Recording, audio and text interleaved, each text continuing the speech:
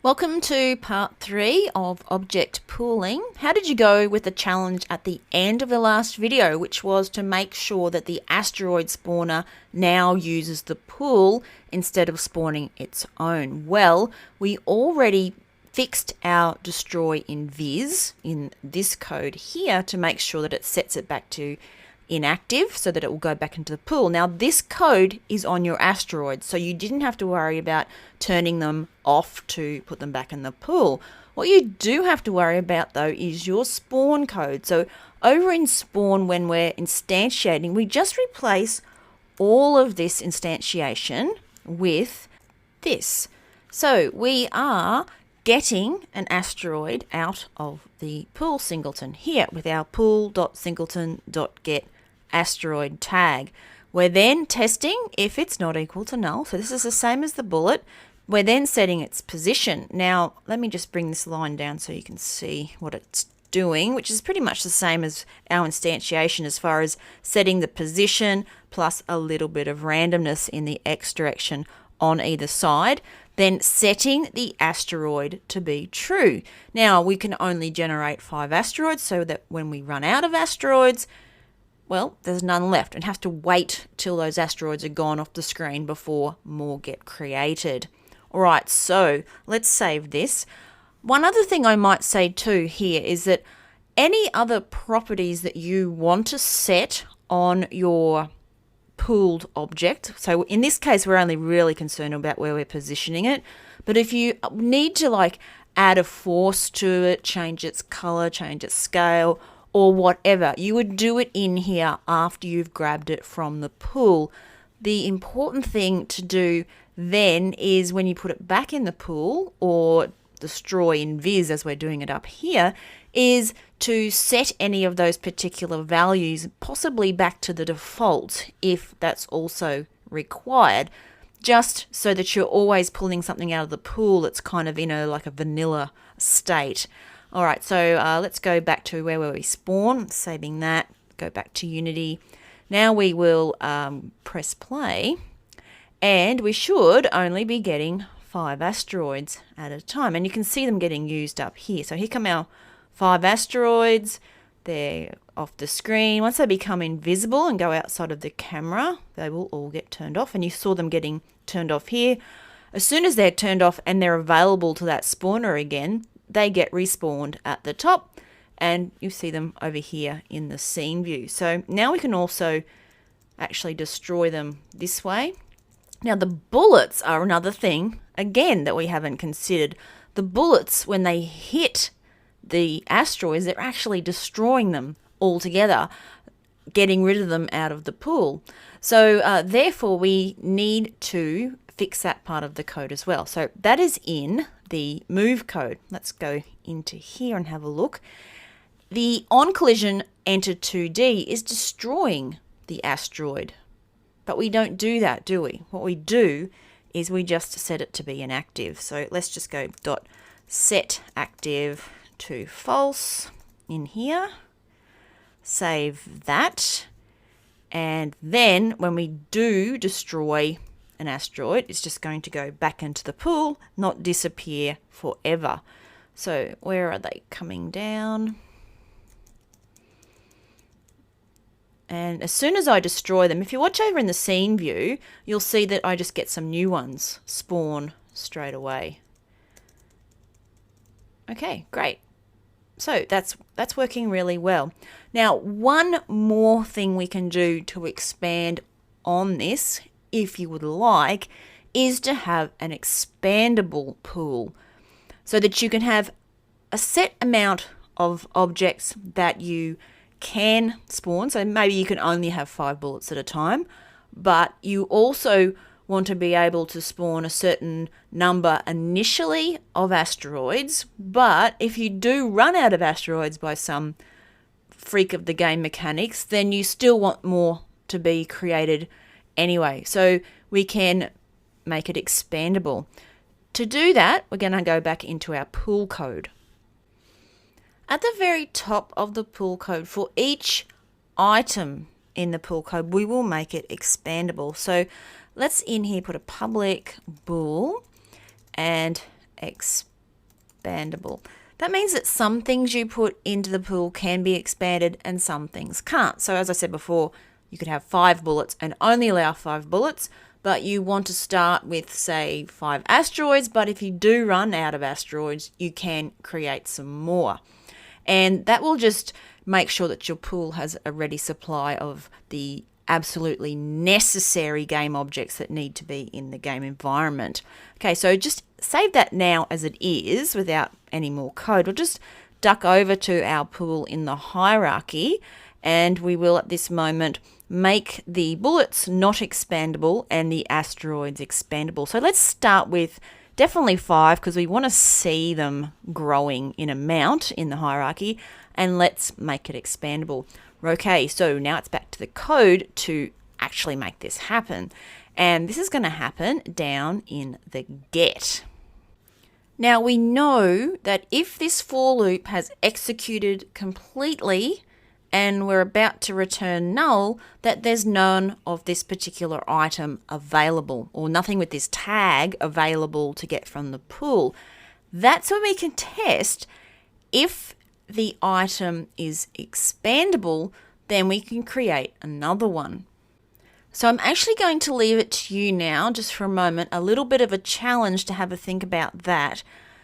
Check through your items that you can pool, and if they are expandable, then you want to instantiate a new one so that it will be back in the pool and ready to be used again. Okay, so pause the video now. When we come back, I'll show you how I did it. So we will begin with a for each and loop through all of the pool items. So we want for each pool item, and we've looped through in this way before in items, in the whole items list. For each one of those, we will then check if the item.prefab.tag is equal to the tag that we're looking for, and this is the important bit, item.expandable. If it's expandable, it means we can create a new one. So we can go game object dot, not dot, obj, let's give it a name, equals, and we will instantiate it. And we're going to instantiate the item prefab. Then we're going to set it to be inactive. So set active false, which will put it immediately into, well, and actually it's not going to put it into our pool, is it? It's going to make it exist, then just turn it off. But we also need to make sure that we have added it to our pooled items list so that we can get hold of it when we run our get. So let's just put that in there like that. And at this point, we've created a new item. We've put it into the pool, and of course we could return it and use it immediately. So let's do that. Return obj, like that. Now, if none of these are expandable for the ones we actually want, it's still going to return null, and this code is still going to still work for you. So let's save that.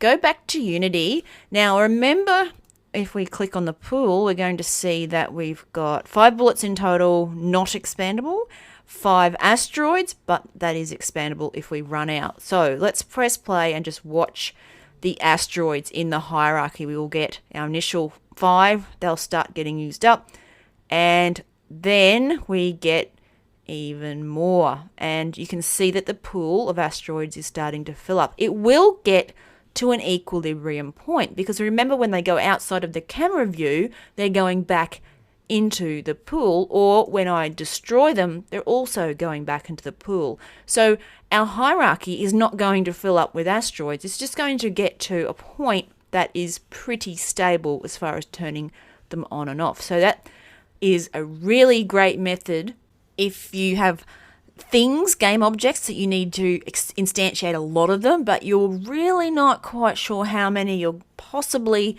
going to need.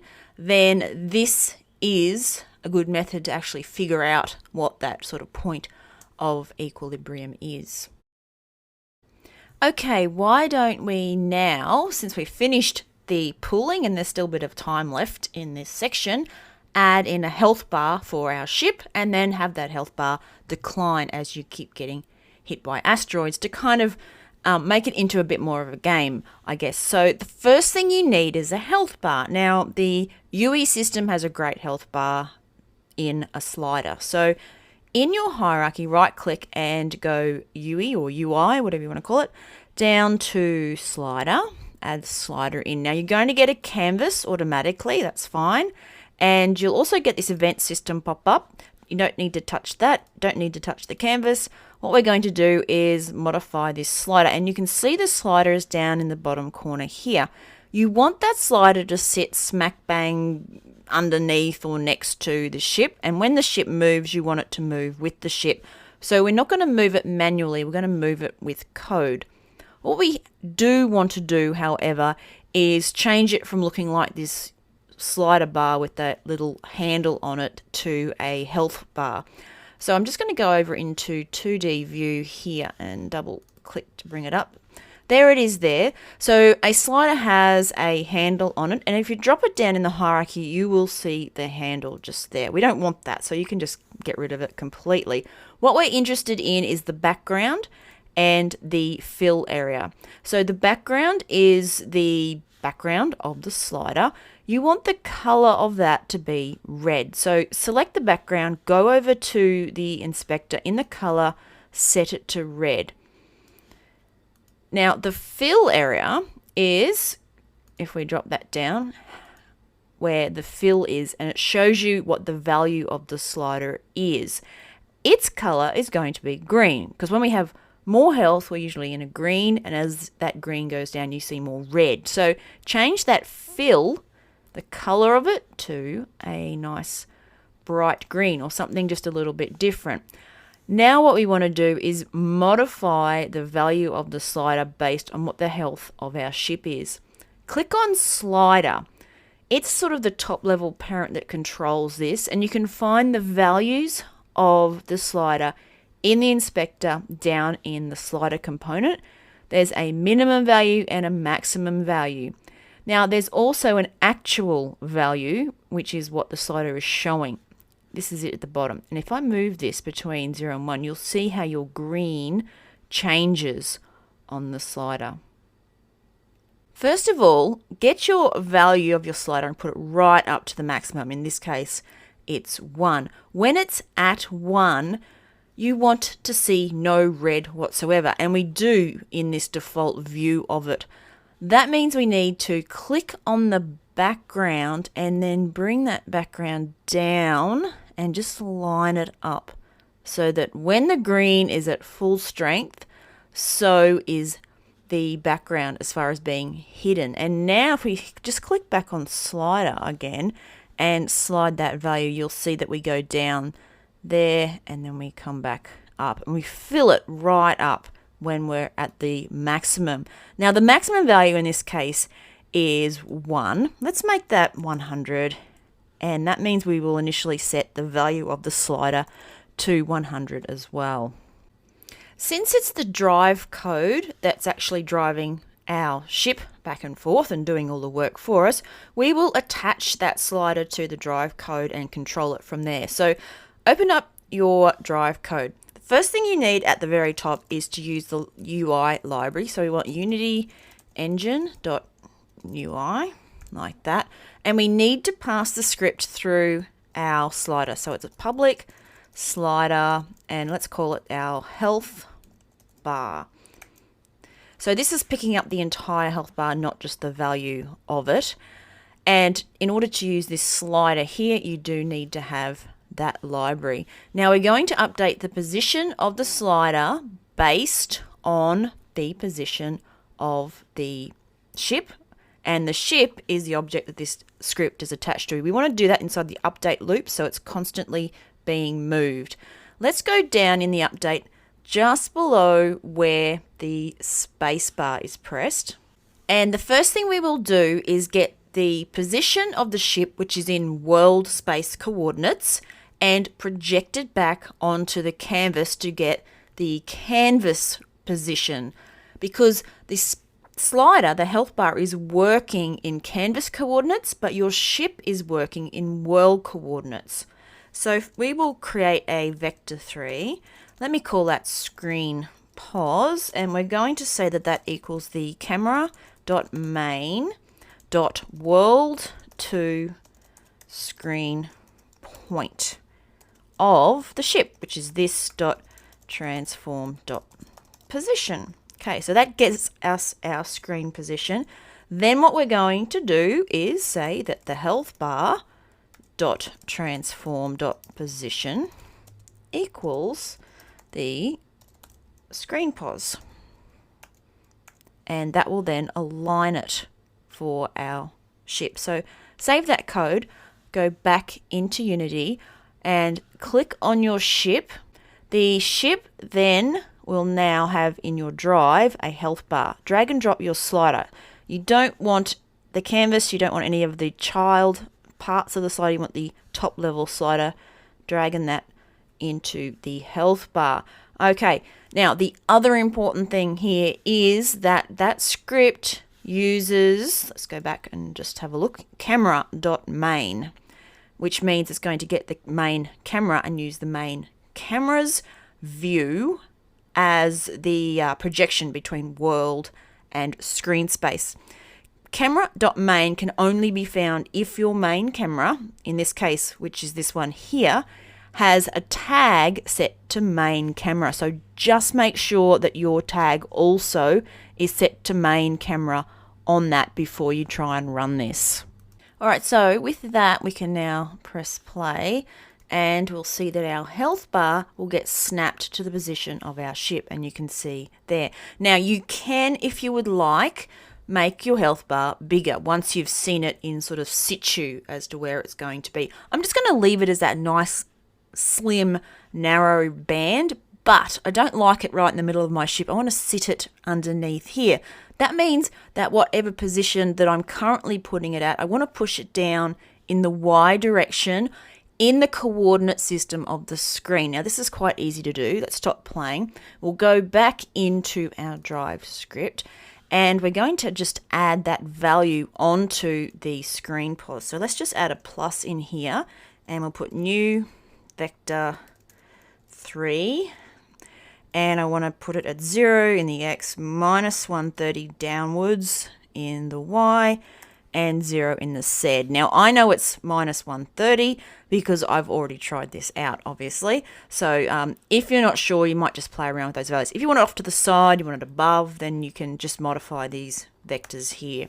All right, so save that. Let's go back and quickly press play, and we'll now see the health bar sit nice and neatly underneath our ship. Now the next thing is to modify the value of that slider, and we saw before in the hierarchy that the slider has a property called value.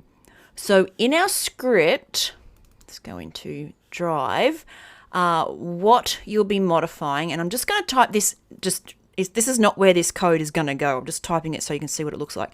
Health bar dot value is as the property and the thing that you need to value. So when an asteroid hits the ship or collides with it, in this case, you want to decline that value.